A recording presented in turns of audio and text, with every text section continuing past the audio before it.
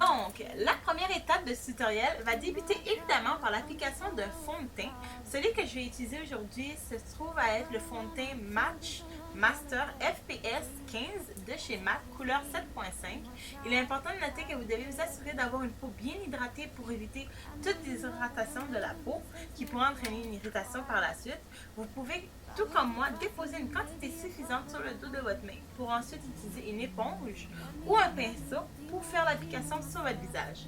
Prenez soin de bien étendre le produit pour s'assurer qu'il soit bien uniforme sur tout le visage et le tout sans oublier votre cou.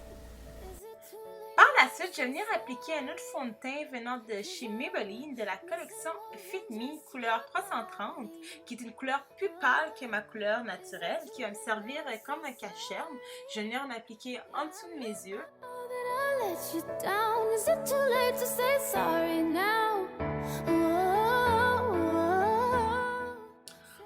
Et pour les gens qui voudraient une plus grande couvrance, je vais venir aussi mettre un cache-cerne de CoverGirl qui se trouve être le Ready Set Gorgeous qui est de couleur moyen foncé.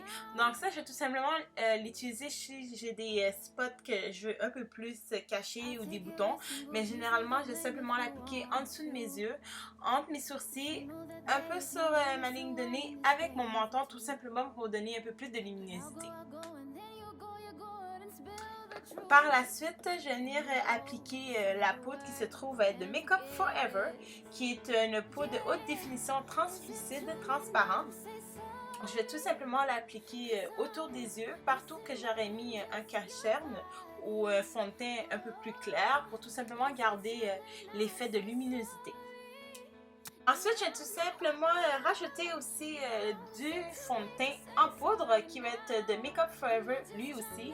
Celle-ci va être une couleur caramel doré numéro 175. Donc, comme vous pouvez voir, je vais tout simplement l'appliquer sur mes joues, un peu sur le menton, tout légèrement, mais je vais essayer d'éviter le maximum les endroits où que je vais garder la luminosité. Donc, c'est ça. Sourcils. C'est pas parfait pour faire des sourcils, c'est super compliqué pour moi, je sais pas pourquoi, mais bon. Donc là, ça va être le tour de mes sourcils. Ça, c'est toujours une tâche compliquée parce que j'arrive pas nécessairement à toujours les faire pareil des deux côtés.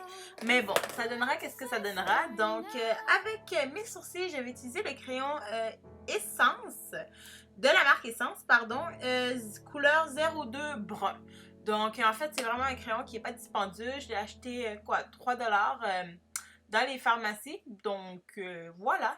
Et par la suite, j'ai utilisé aussi le même crayon pour cacher mes taches de vitiligo. C'est sûr qu'on ne le voit pas nécessairement sur cette vidéo-là, mais si vous avez vu mes précédentes vidéos, vous allez voir que j'ai des taches de blanc, en fait, sur mon visage, vu que je manque de pigmentation. Donc, je vais tout simplement les cacher en même temps.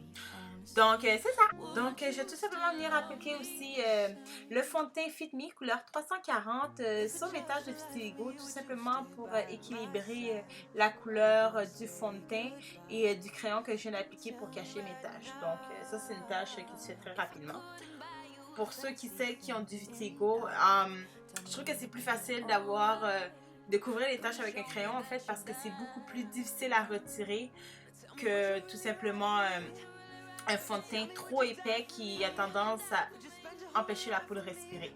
Donc, je vais venir mettre en dessous de mes sourcils une ligne de cache-cerne un peu plus claire que mon fond de teint, tout simplement pour définir un peu plus mes sourcils et donner une illusion que c'est plus propre et que la ligne elle est plus parfaite, en fait.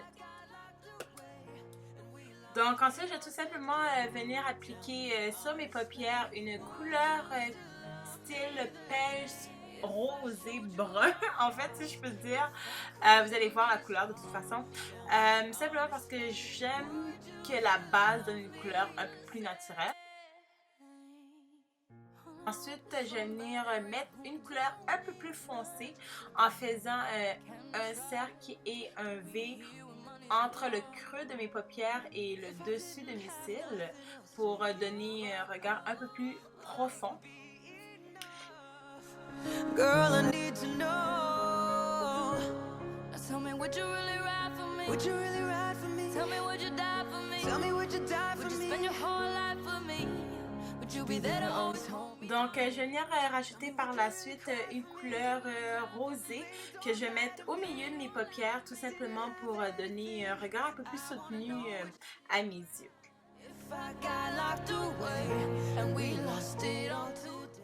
Bon, maintenant, on va passer à l'étape que je trouve une des plus compliquées, en fait.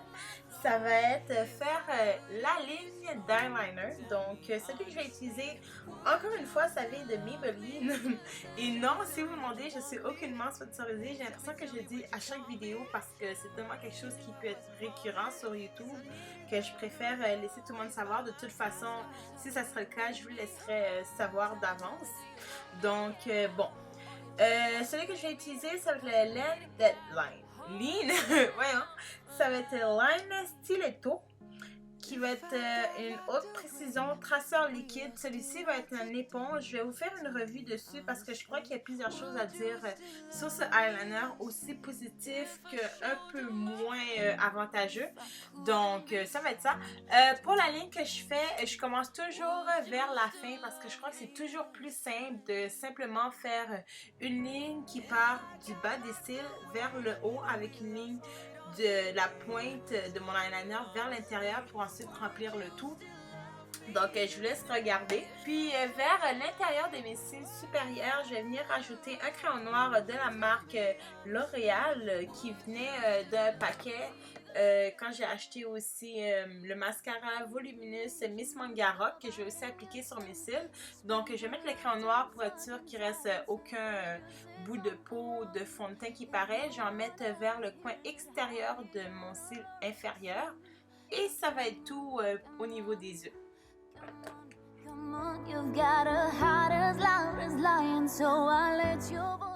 Donc, n'oubliez pas que c'est super important de laisser sécher si vous vous accrochez avec votre mascara parce que sinon, ça va s'étendre sur votre paupière. Donc, laissez sécher, ramassez le tout ensuite avec un cure-tip et repassez par-dessus avec de l'ombre à paupières et un pinceau. Bon, ensuite, pour l'étape numéro 5, je crois, environ, je vais venir appliquer un blush. Bon, oui, je suis une personne très maladroite, donc j'échappe tout. Donc, mon blush, ça va être la couleur Sketch Matte, acheté chez MAC. Celui-ci, c'est une belle couleur. Je trouve que c'est une couleur qui est parfaite pour l'automne. Le visage en cul de poule, c'est pas l'idéal, mais pour moi, je trouve que c'est tellement une façon plus facile de savoir comment bien faire mon contouring. Donc voilà, vive le cul de poule.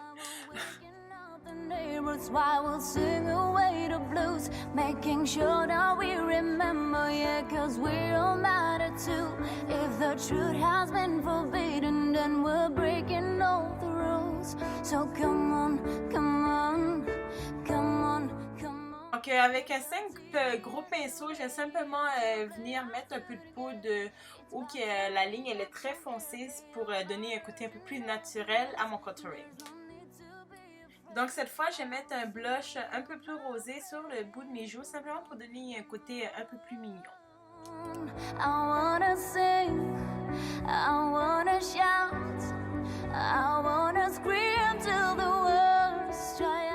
Une des dernières étapes, je vais mettre un peu de fond de teint sur le pinceau que j'utilisais au début pour en mettre sur mes lèvres pour essayer de différencier un peu moins la ligne entre mes lèvres et ma peau.